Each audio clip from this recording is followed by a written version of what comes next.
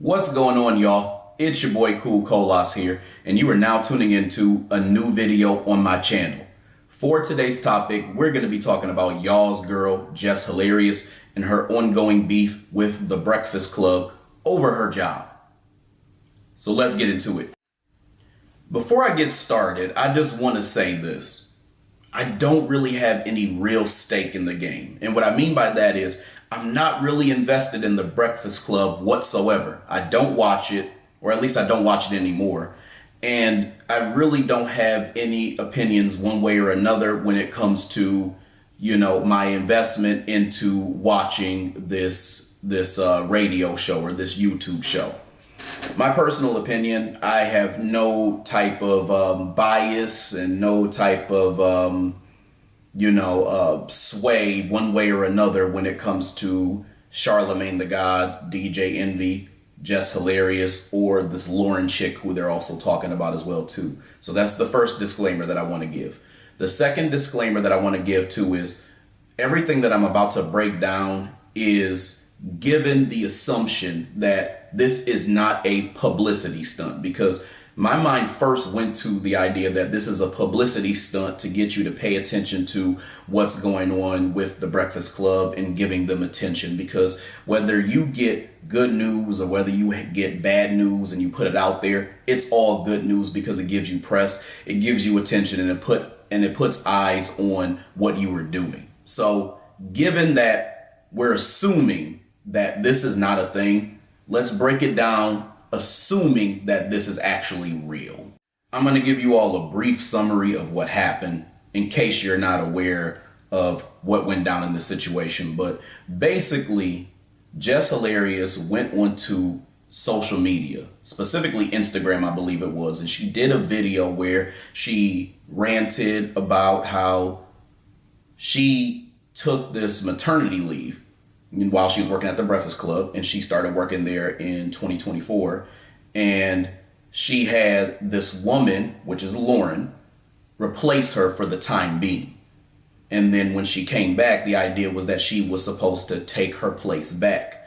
But what she's seeing is that Lauren is still being placed next to her and being given segments while she's doing her segments and whatnot. And so there's been a lot of talk all over the internet about whether or not this is justified or what's happening behind the scenes, what's happening with the Breakfast Club on their end and things like that. So a lot of people on social media had a lot to say.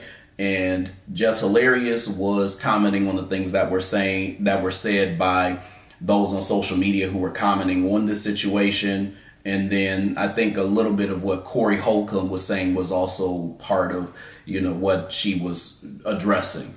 And so she did an Instagram video to address all of that, and then her issues with the people in the Breakfast Club like Charlamagne the God and like DJ Envy, and the way that the situation has been approached and with the way that it was handled. And she also talked a bit about Lauren as well too, and she had a lot of different things to say.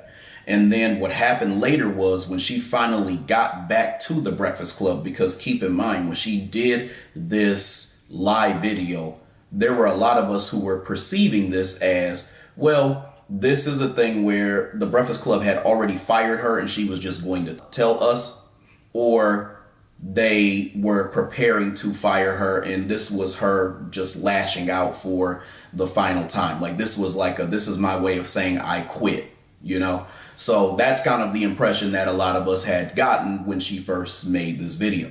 But then she again later got on the Breakfast Club and had this big session where she was handling her issues with DJ Envy and Charlamagne the God.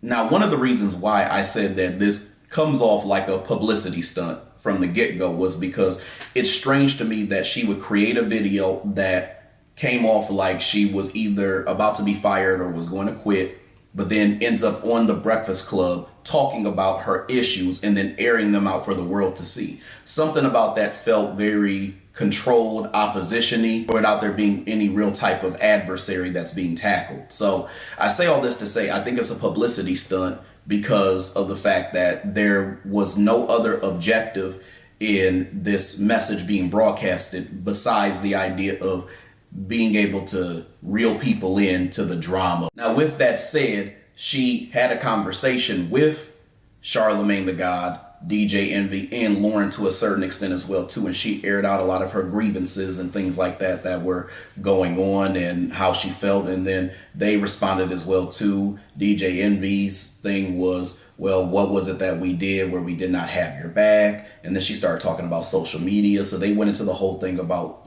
social media and her listening too much to everybody on social media and what they have to say and all this other stuff. And Charlemagne was kind of cracking jokes and things like that. And then Jess was crying at a certain point during the video.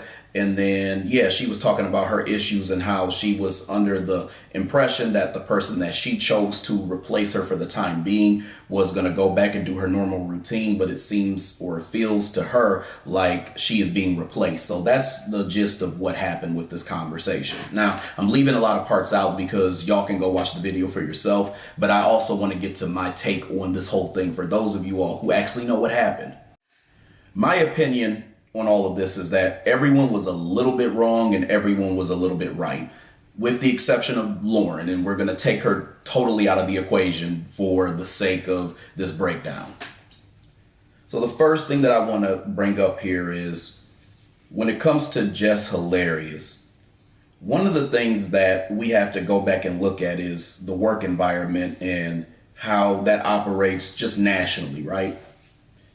I'm going to say something that's unpopular, something that a lot of people really don't want to bring up, but I really just don't mind bringing it up. I believe that the workplace from the get-go was never built for women to work in it. And I say that to say that it doesn't do a great job of adjusting to the idea that women are bound to get pregnant and have kids, and they need time to be able to heal, take care of their baby, and all this other stuff. So they have a maternity leave policy in a lot of these different companies, organizations, and things like that, but it's not suffice to what that woman needs. And we can blame a lot of that on the idea that there's inflation, the idea that now in a lot of households you have to have two people who are coming in with incomes and all this other stuff, right? Or you may just have a woman who is single by herself and she needs to sustain and support herself. So she needs to have a job, and she may desire to have a kid at some point because, of course, as we all know, that the clock is ticking for women, especially when they get to a certain age. A woman who would immediately get a job and then soon after getting that job decides to get pregnant, they're going to kind of see that in a certain way, and they're going to look at that kind of funky. And again, right, wrong, or indifferent, that's just the way a lot of these jobs operate. So with that being said, a lot of them are probably looking like, that's some like low-key ratchet hood rat type shit. So they're going to kind of look at you a little bit funny when you do stuff like that. And I think that Jess, with her being unapologetic about the fact that she's having a baby and she literally started working there in 2024, it's one of those things where it doesn't really see, and she's not really trying to look at the ways that, in a lot of these corporate environments, how they operate, and some of the things that non-verbally they pay attention to, the things that are unwritten that they pay attention to. And she's trying to look past that because her thing is, it's in the clause and I can do whatever I want. It's kind of like being in some jobs, especially really toxic jobs, and, you have unlimited PTO and you're getting scrutinized because, you're using it, or, one of those types of things. I honestly believe that Jess had a lot of good points, but she didn't go about it properly. And you can see that again in a lot of the ways that she's handled certain situations. So what I mean by that is she has a point when she says that this was only supposed to be a temporary thing, and it feels as though this woman was here to replace me. Now, some will go back and they'll say, well, it was her choice. She's the one who chose the person. She chose somebody on production who kind of knew the ropes and also was able to do that role. So now she's a victim of competition. A lot of people say that, and I can understand where they're coming from with that point as well, too. But my point here is that if they at the Breakfast Club told her that, hey, you're going to have your job when you come back, and then something different happened, I can understand the frustration of the switch up, and also, too, the lack of transparency in telling her that this was going to be a thing. So that's one thing that I think is understandable from the perspective of Jess Hilarious. One of the things that I think is kind of debatable and shaky, and I'm not really sure kind of what happened that way, was if you look at the back and forth between her and DJ Envy, it's not clear whether or not they had a conversation about this before she went off and she did a video on Instagram. And what I mean by that is, look at the whole situation.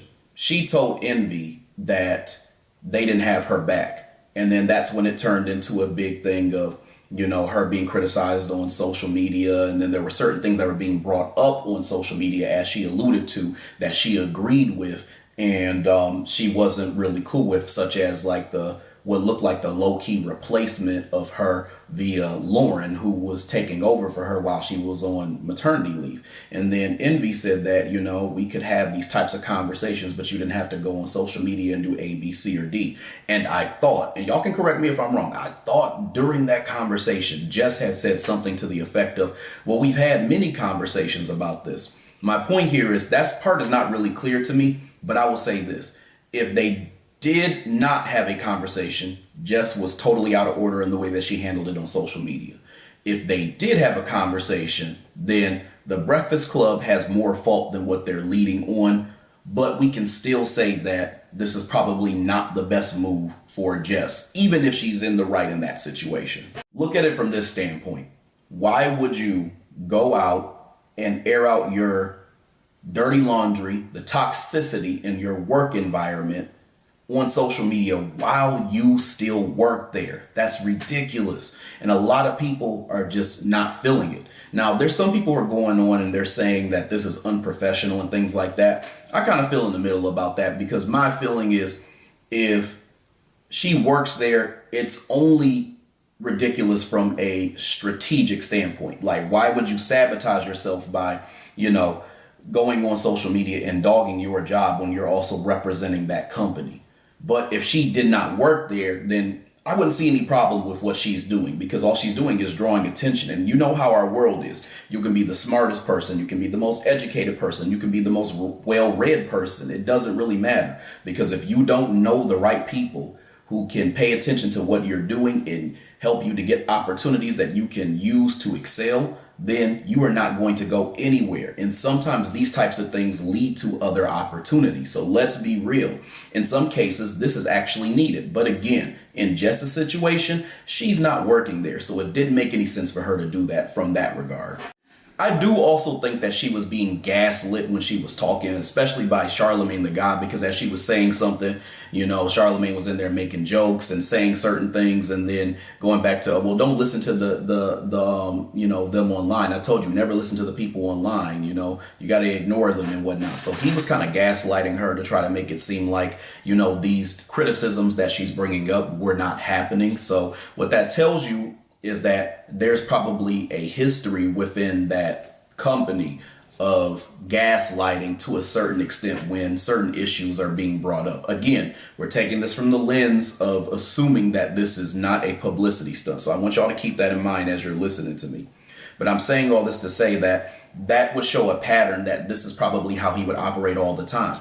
And I think that one of the things we have to talk about too is, and this happens in a lot of companies, sometimes when a company has somewhat of a playful type of environment, aura, aesthetic, whatever you want to call it, it tends to blur lines and blend together and muddy the waters. And what I mean by that is, you'll see times where it's hard to tell whether people are joking or serious. And sometimes when people are trying to be serious, people will start joking, and then it creates toxicity and it leads to poor communication. So I kind of see that with the Breakfast Club to a certain extent. So I could see that being a problem. And then that leads to gaslighting, because a lot of times when people have that type of environment and they bring up serious issues and that one person is serious and the person on the receiving end is very jokey, that jokiness ends up being used as a crutch to be dismissive, to gaslight that individual and not listen to what is being said and to make that person question their reality. I want to be clear, though. I think that Jess is also contributing to this environment as well, too, because you can tell, especially when she had that conversation with Lauren. Now I'm bringing her back into the conversation, and she was talking about how, she was telling her to hush, and then Jess was like, you never brought that up to me. And then there was a back and forth with that where old girl was saying she did. Jess was saying she don't remember that. So that was also going on as well too. So now you got people who were either pretending like they just don't know certain conversations happened, or people have different accounts of what happened in that conversation, and all that's going on. One thing that I will say about that whole telling somebody to be quiet and hush thing, a lot of people have different opinions on it. A lot of people are like, well, you got to teach people how to treat you. And a lot of people are like, hey, that's downright disrespectful. I'm more on the side of the latter. I think there are certain things we just know we should not do, in certain ways that we should not talk to people. So I think that if you look at somebody like Jess Hilarious, you can see in her personality that there's somewhat of a lack of a filter. And a lot of times when you have this kind of comedic aspect to you, you could see that that desire to make everything kind of seem funny, and but through realness, in your personality, it shines through, that type of thing. It's something that's habitual. So to a certain extent, yeah, you should put up boundaries and whatnot, but you should also know that there's just a certain decorum that you should have in the way you talk to people. I'm bringing that up to say that you can tell that Jess is also a part of this, but now that she's a victim of that toxicity, she's asking people to basically come to her aid and understand where she's coming from. I do think that there's some truth to the side of the Breakfast Club as well too. For example, I think that Jess is hurt by the comments and the things that are being said about her. Like she's heard about what's happening inside of the job, it seems, but she also doesn't like the negative attention that she's getting. And by her calling those types of things out, she does come off like she's looking for validation through her audience. So think about it from this perspective. Let's say that, you did tell your job about some stuff and you felt like you had no way to, kind of go about the situation and resolve it in a way that was convenient and satisfactory to you, because you already tried to handle it with that party, and you tried to seek a solution or at least validation from elsewhere. That's how this situation looks for Jess. It looks as though she went to social media hoping that she would be able to garner some type of attention, or again, some validation from others who are like, okay, well, yeah, Angela Yee probably had a very similar situation, so I can kind of get down with what Jess is saying, about them being like this and being like that. So I think the idea that there were people who had things to say about her negatively, either on social media or, like I said, Corey Holcomb in this case, she was paying attention to those types of things, and those things actually bothered her, and they did get to her. Now, she can say that, a lot of it was the fact that she was feeling what a lot of the audience was feeling, which was that it felt like she was being replaced and whatnot. But I think she also at the same time was seeing the comments they were making about her, needing to be replaced because Lauren seemed like she could read better and that she just did better cohesively with Charlamagne the God and DJ Envy. I think that although she's saying it's the complaints of her being replaced, I think she's also adding in there, but not saying it. She's not saying it, but she's also feeling the weight of them also commenting on the fact that she's not good enough. I think the pressure of all that is really just getting to her, and as a result, she decided to lash out in any way that she could, because she knew it was the only way, or she believed that it was the only way that it would be able to get her the attention that she would need in order to have that type of conversation. I do think, once again, that if Lauren was going to either replace her or she was going to get equal airtime with Jess Hilarious, she's got to understand that this is the name of the game. So on one end, it's the idea that there's going to be a competitive nature when you get into these different workplaces. It's not a thing of there's a black business and there's somebody who wants to try to provide opportunities for every black person who works for them. It's not that type of deal. You have a very dog eat dog type of situation that you're in the first place. So that's the way that you have to operate. And even when it comes to being cool, that's the problem with this playful workplace bullshit. A lot of times you look at that and you're like, well, these people are my friends. Ain't nobody in the workplace your friend. You may get one friend here or there if you're lucky. If you're lucky, you may get one friend out of all your workplaces. But for the most part, these people are not really your friends. And so that always gets blurred. My point in saying all this is you have to understand that you are in a competition type of thing, right? So you need to understand that they're looking at who can give them the best product. At the same time, once again, there should be transparency from the side of the Breakfast Club where they're like, well, yeah, we noticed that she is, doing better. And we also did pay attention to what a lot of the commenters said, or if we didn't pay attention to what the commenters said, we also echo their sentiments. We feel that she also, should have a role in this, or equal role to what you're doing, because she has proved herself. Because think about like the job that she did. To a certain extent, she was doing well enough that she was really showing off her skills. She used that time when she was chosen to replace Jess to basically show off how good she was at her job. And because she excelled, they paid attention to it. I also think because a lot of people have seen what went down, they're perceiving that this is a thing of just being jealous of Lauren. I don't necessarily think that's the case. I think she just doesn't want to be replaced. So I don't think it's a thing of, hey, I'm knocking you down, but it's a thing of her just missing all of the business cues that you need to understand, and her just not having good business awareness, which in this case would be the idea that competition is about to kick her in the ass. That's really what it kind of boils down to. Now, let's be real. You can also see signs that her business awareness is not really there, because she talks about how, people are booking her, and, she has a lot of these people who are paying attention to her because of who she is and things like that. But let's be real. Jess Hilarios really got a lot of her notoriety, or more of her notoriety, from her presence and being a part of the Breakfast Club. Because before that, there are people who knew about her and stuff like that, and they heard about some of the stuff that she's done and whatnot. But let's be real. The Breakfast Club is what really was putting her on the map. So with her making that comment, what she's missing is that a lot of those opportunities that she would be getting and people calling her is because they see her name more, because the Breakfast Club has notoriety in the Black community and just in general. So that's one of the things that I think that she was trying to make it seem like was a her thing, but it truly was a Breakfast Club thing. In conclusion, I don't really know what's happening here, but I'll tell you this. If this results in Jess getting fired, then I don't necessarily think this is a publicity stunt. Do I hope that happens? No, because I do want Black people to be able to get their money, get their paper, and do their thing, even if they're doing something that I don't necessarily get into, and I'm not necessarily attached to.